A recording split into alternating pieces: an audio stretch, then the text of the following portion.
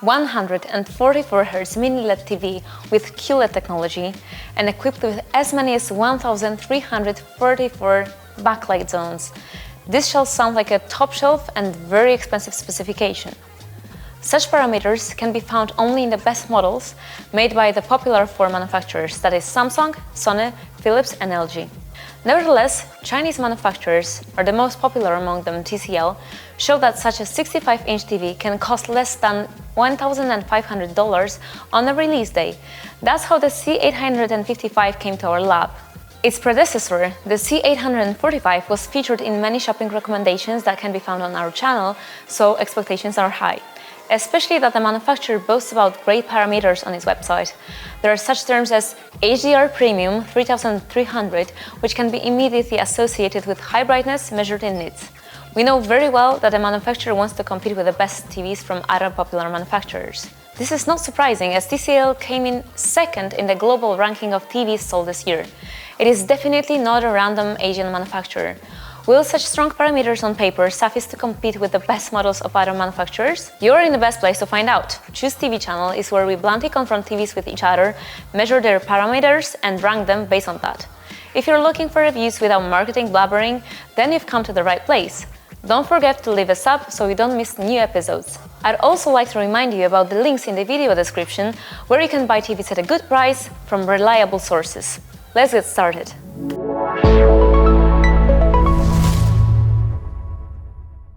We usually begin our reviews with describing the design of the TV, but this time there is not so much to talk about. Usually screens in the premium segment have narrow bezels, so it's hard to tell them apart at first glance. The same is true of the bases. Minimalistic trends prevail on the market and most of the TVs look similar. The 65 and 75-inch C855 has a central foot, while the larger models have feet on the sides. However, there are two things that TCL has done differently, and I personally am a fan. First, there is a company emblem on the right edge, which adds to the style without being obtrusive in any way. Second, right on the edge, we have a USB 3.0 port that faces the edge of the case. This is a huge convenience for those who want to display data from a flash drive or quickly connect some peripherals like a keyboard. It is often inconvenient on other TVs, especially those hanging on a wall, as the ports are often located closer to the back and it's difficult to reach them. I'm surprised that no other manufacturer has come up with such an amenity. The TV is based on a MediaTek MT5895 processor, so traditionally it offers only two fully-fledged HDMI 2.1 connectors that allow for 4K 120 and 144 Hz signals. However, TCL had in mind the limitations this may cause and moved the eARC to the fourth port. Due to that, the 2.1 jack would not be occupied if we connected an amplifier or soundbar to the TV, and two motor gaming consoles or PCs could be connected as well. There is a completely different remote control for the TV than last year. As you can see, the manufacturer followed the trend of minimizing the number of the keys as Samsung did and removed the number buttons, among other things. I will not assess whether this change is positive or negative. I personally don't mind the traditional layout of the keys, although most of them are rarely used on a daily basis. The coating of the matrix is glossy, which allows the image to maintain really good saturation and clarity in outdoor lighting. Here you can see the comparison with other models. Moreover, such matrix does not indicate that the surrounding reflects in it. The C855 does a good job when it comes to ambient light suppression and suppresses everything in front of the screen, so we do not feel like we are sitting in front of a mirror as in case of the cheap TVs with this type of screen. This may not be the level of ambient light suppression as in OLED with MLA matrix, but instead of that we have a very deep blacks preserved. The only negative that can be seen is the spilling of light aimed directly at the screen. It doesn't look good, but it's not something that will bother us often. This phenomenon occurs only when the source shines exactly in the direction of the matrix. Moreover, the reflection has to be more intense than the brightness of the matrix in order to become visible. Here's the good news. The C855 is really a very bright TV, and for everyday viewing of SDR content, it is hard to imagine conditions in which it will be too dark. Even with as much glazing as you can see in this living room, it can be viewed comfortably in full sunlight. It's time to move on to series testing, so we turn off the lights and check how the TV handles the most important issue.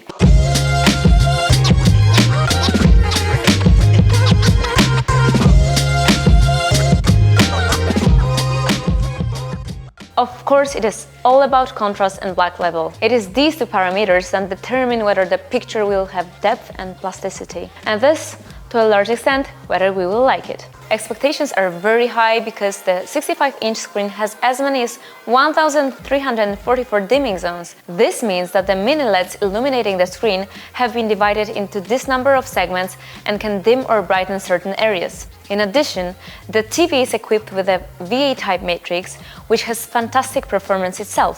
Let's begin with measurements, in which we examine the contrast between a small slice of the black and white surface on test scenes from various movies. The results look like this on the TCL C855. The values colored in green suggest that we have really fantastic contrast in a scene, which is comparable to an OLED TV. In the first scene, we obtained infinite contrast because the TV dimmed down some zones to zero. Watching it in a dark room, it is possible to get the impression that the screen does not end. Let's now contrast the results with some other TVs that can be found on the market. TCL has a minimal advantage over its main competitor, the Hisense U8N. It can be said that both TVs have similar blacks. However, it did better than the Samsung QN92D and much better than the Sony Bravia 7. If you feel bored with this academic approach to the topic of contrast, we will now move on to a direct confrontation of the TVs. Let's start with the strongest competitor, the calibrated OLED from LG. A cursory look at a few scenes actually shows that it is very close when it comes to the quality of the black. However, the first compromises come out as well. Both scenes were set to identical white brightness prior to testing to make the comparison objective. Clearly, the picture elements on the TCL C855 are much darker.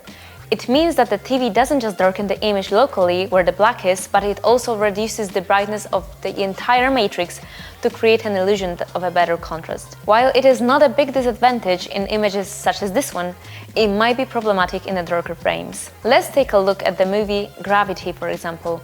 It looks like there are far fewer stars on the sky on TCL. It is not as bad as it looks on the screen, yet they are so extremely dim that it might be difficult to notice them. The very fact that our camera didn't capture them while capturing them easily on the OLED says a lot. Nevertheless, if anyone was horrified by this comparison and wants to give up on the C855, I must say, hold your horses. LCD TVs with local dimming are always fraught with compromises in this matter. There is good visibility of detail in black on one side and high contrast on the other. TCL definitely opted for the latter.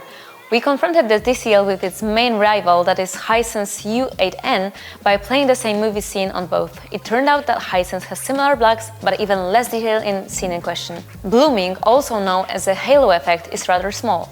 It is of course possible to notice halos around white objects, but they are definitely not bothersome. The situation is slightly different when we confront TCL with the Samsung QN92D and Sony Bravia 7. The Korean manufacturer used an algorithm of a different type which does a slightly better job in preserving details in black. Instead, it has a problem with maintaining tonal transition in lights, which merge into a single blur. Due to the more aggressive operation of the algorithm, we can observe even more problematic phenomena such as image flickering and halo effect.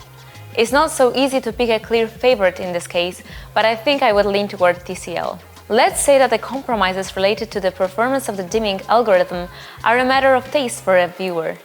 The situation looks a little different when you confront TCL with the Sony Bravia 7. It has significantly fewer negatives due to better algorithms, but also noticeably worse blacks due to fewer dimming zones. However, I do not have adequate comparison materials at the time of recording this test, so a direct comparison can only be seen in the Sony TV test.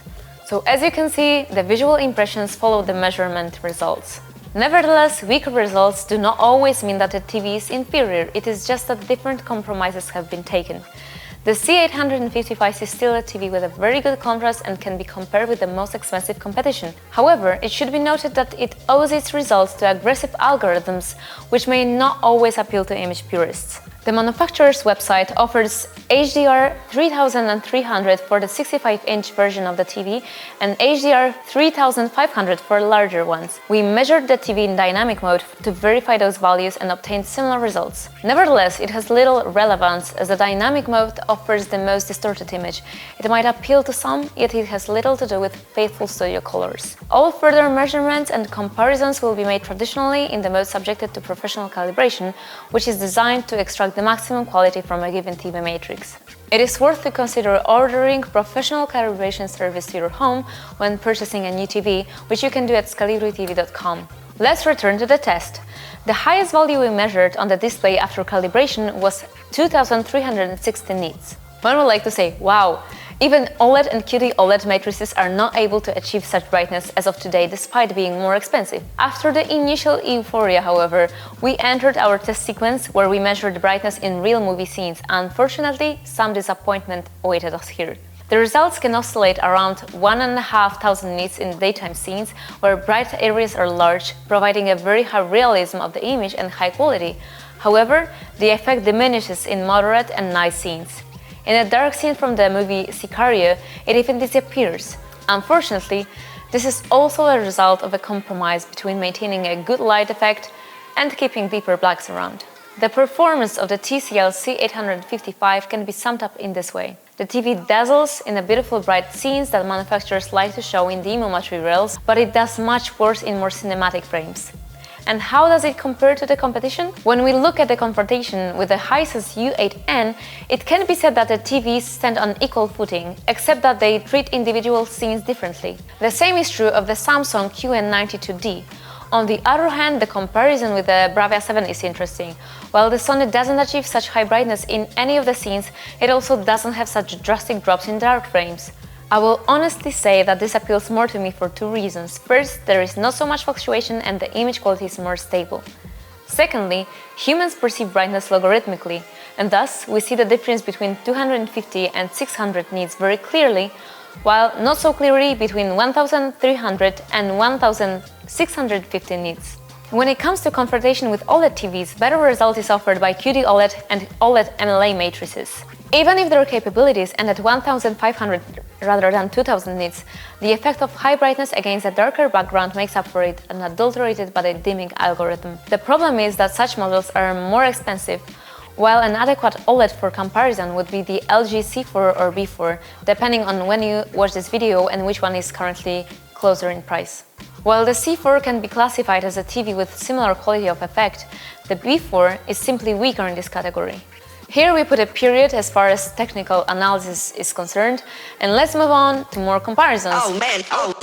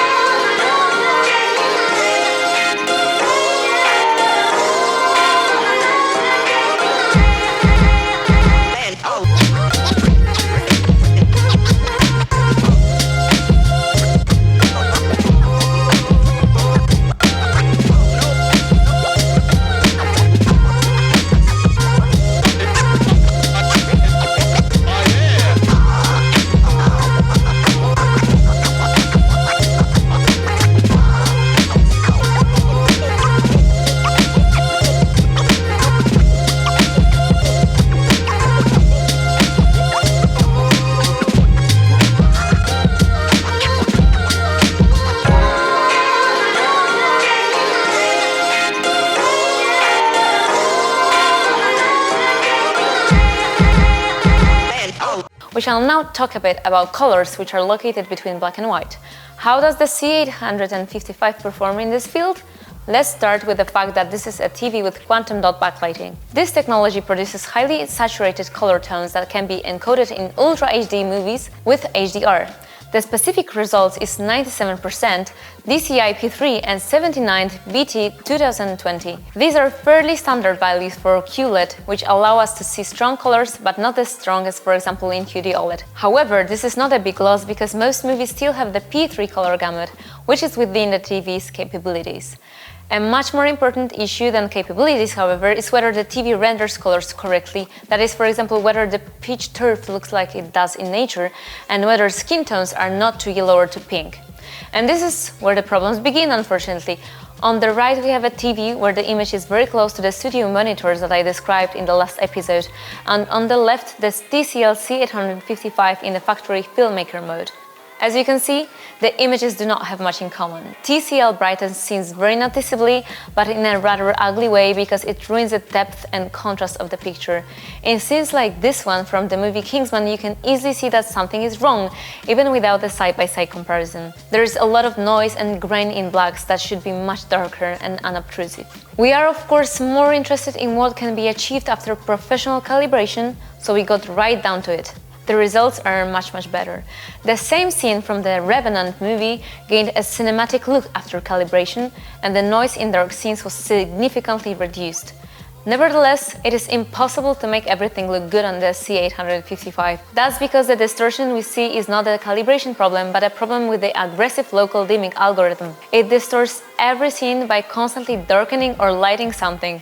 The final analysis shows that dark scenes like this one look good after calibration, but brighter frames are already artificially boosted. Movies in the 2.40:1 ratio, which have stripes at the top and bottom, usually look the worst. The image boost here is so pronounced that it makes the image look like a cheap LCD, not a high-end product. As you can see, the conclusions aren't very positive. And how about the competitors' TVs? Well, if we are talking about the main competitor in the form of the Hisense U8N, it is safe to say that it has exactly the same faults. If I were to choose which TV performs better, I would struggle to pick a favorite. You can now see for yourself the comparison where the same problem is visible on both TVs. However, Sony TVs do much better in this field. As you can see, the image is perfectly in line with the reference here. Even though the Bravia 7 has inferior blacks, it renders colors much better. It is often the case that the image from a competing TV gives the impression of better contrast despite having inferior blacks. Any branded OLED from LG, Philips, Panasonic or Sony will also do much better than the C855. Screens with this technology have the following advantage: they don't have to use local dimming algorithms, and so brightness levels are not manipulated this much. It is therefore fair to say that TCL, together with Hisense, are somewhere at the bottom when it comes to color fidelity. And where to place Samsung? I would put the QN92D model somewhere between the completely manipulated image of TCL and Hisense and the faithful rendering of Sony LCD TVs and OLED TVs. You can now see for yourself that it matches the reference screen quite well, except for a slight brightening in the midtones. Talking about image quality, we shall stress the importance of smoothness of tonal transitions. Problems in this regard can be easily noticed even by the less skilled viewers. Here is the good news: TCL C855 doesn't have problem with it, so there is no posterization on high-quality materials. Unfortunately, it gets much worse when it turns on highly compressed materials from TV or YouTube. Although the manufacturer has implemented a function called gradation clear, it does almost nothing at a low setting, while at the highest setting it blurs the image.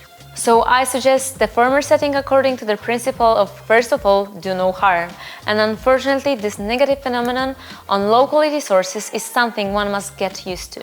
On the other hand, the image scaling is quite good.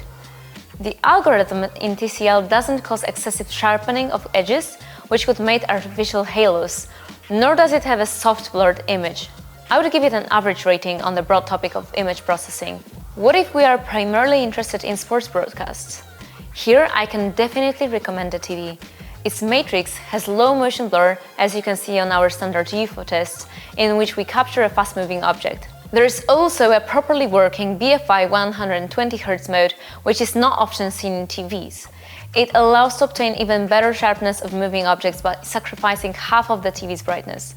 It is great for watching sports, where we don't want to miss even the smallest detail. The motion compensation system is divided into two sliders which can be moved to obtain the desired smoothness in the movies and the optimal degree of reduction of blur in sports content. Our recommendation is 10 on the smear reduction slider and 0 to 5 on the flicker reduction slider. Even with such a high degree of interference, the amount of artifacts in the form of additional contours or motion hiccups wasn't high. Nothing bad happened during football matches when the ball flew over the stands. If such problems occur, reducing the discussed settings should help immediately.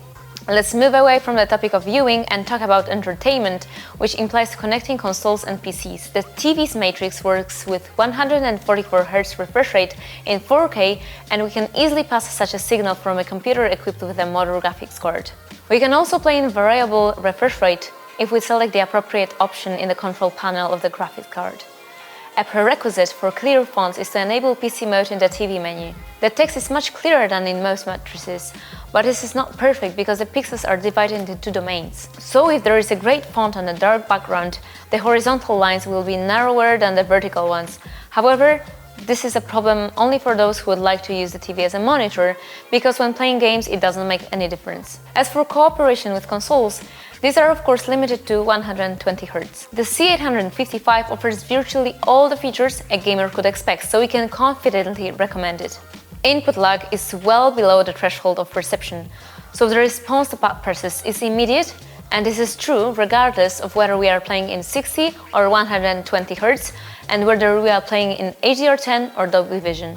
There's HDIG function on the TV which enhances the appearance of games in HDR as the console adjusts the appearance of games to the capabilities of the matrix. To get the right configuration for this, we shall first activate the Game Master mode and then turn off tone mapping. The only downside of the TCL in cooperation with the console is the color reproduction, just as in movies. The picture is very artificially brightened, which is evident even while making adjustments on the Xbox. The standard checkerboard dies much faster than it should on a TV of this brightness. In games, however, it's not that big of a problem, as long as the image doesn't glare when playing in the dark.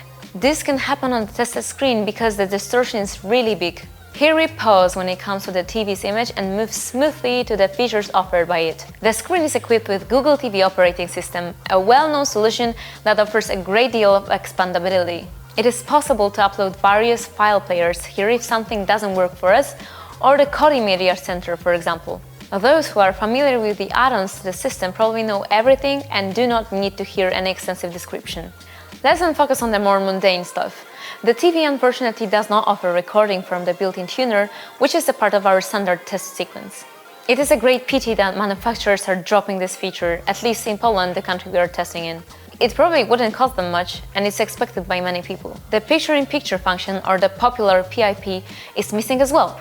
On the other hand, integration with external devices, for example mouse, keyboard and external speakers, works very well. If we connect headphones via Bluetooth, we can not only use them simultaneously, but also independently control the volume using the remote control. It is also easy to throw the image from Windows, Android or iPhone on the screen. Voice search can be activated by holding the button and speaking to the remote control. The TV is quite good at language recognition. The default player handles all video files and codecs except for the prehistoric ASF container and the latest VVC codec, which no TV has yet played this year. However, it had some problems reading pictures, but it might improve after installing another app such as the aforementioned Kodi. In terms of apps, the TV lacks player at this point, but please bear in mind that we are talking about August 2024 when we tested the TV. It might be so that the manufacturer implements the missing items quickly. It already happened in case of the new Max app, which was still missing when I started working on this video, but appeared on the TV by the time of publication. You can find the updated list on our Choose TV website, where we added the C855 test. Feel free to visit. The quality of the sound can be summed up by the phrase, it is not amazing, but it's not bad either. Perhaps I had too high expectation because the TV has clearly marked, sizable speakers on the back of the chassis. Yet the TV performs well at loud settings. There is no pronounced distortion and it has reasonably balanced mids and highs. Of course we can forget about the bass, but this is rather typical in most TVs. Meanwhile, good news awaits those who want to enhance their home theater system with external speakers. The C855 supports all audio formats, so it should be possible to connect an amplifier via HDMI ARC and redirect all audio to an external system. There should be no issues such as, for example, in Samsung TVs, which do not support the DTS format, where some sources must go through the amplifier. Before we get to the summary, let's talk some more about the TV software and bugs associated with it. This issue is often raised by users on forums and Facebook groups. Following the threads, I most often read about problems with the operation of built-in tuners or system clipping. Look at this. We turn on the Max app and fire up the series.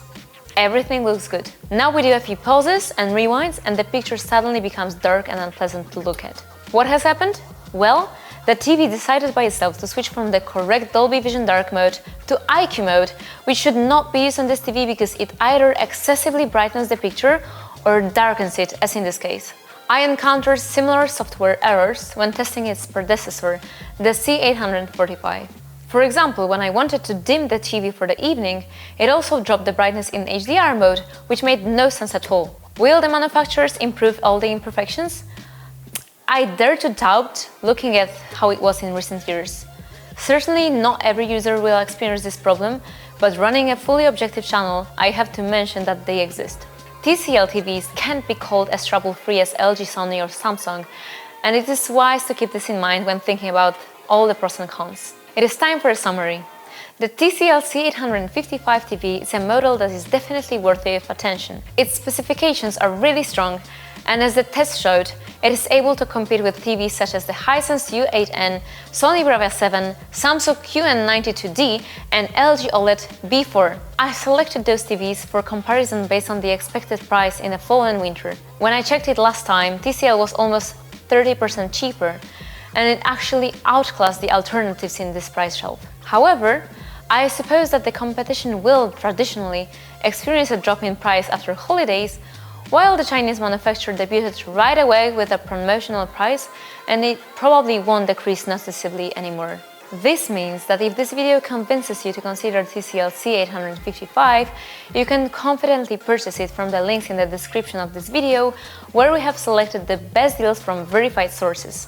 However, let's move back in time to the pre-Christmas period and assume, for the sake of analysis, that all the TVs are similarly priced. In that case, would TCL be the best choice?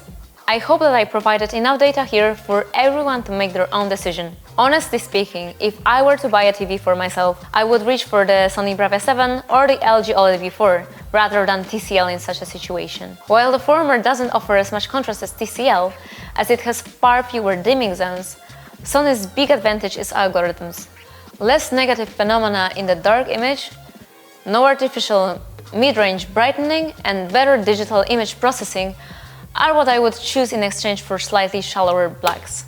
However, this is not necessarily the right trade-off for everyone. We can put it this way: if you value readily noticeable qualities such as black's color saturation and brightness, then C855 is a good choice. But if you are more sensitive to color and tonal richness of the image, Sony would be better. Somewhere in between the two is the Samsung QN92D, probably closer to TCL. Its advantage probably is less software holes, but it doesn't have Dolby Vision, and I think it will be more expensive in the end. The alternative to the LCD is the LG B4. Well, and you know, it's a tough decision. OLED will always be more magical due to its perfect blacks, which are literally mesmerizing during evening screenings. However, the B series is not strong enough to compete in the HDR effect, or to have enough efficiency in lit rooms. If there was a chance to get a better OLED model, that is the C4 or S90D, for the same price as the C855, I would not hesitate. However, it is rather unlikely that these TVs will equal in the price. Currently, all competing models listed here are clearly more expensive, and a tested TV is simply a good choice. It's certainly not a killer of the highest models on the market, but it does a great job in its price shelf. That's why it often appears in our purchase recommendations, despite its shortcomings. If you enjoyed the test, don't forget to leave a sub, because the C855 will be often featured as a comparison in tests of other TVs. Links to purchase the TV can always be found in the description of the video, and if you'd like to extract the best picture quality from your TV after you've bought it, then feel free to visit calibratv.com. Bye!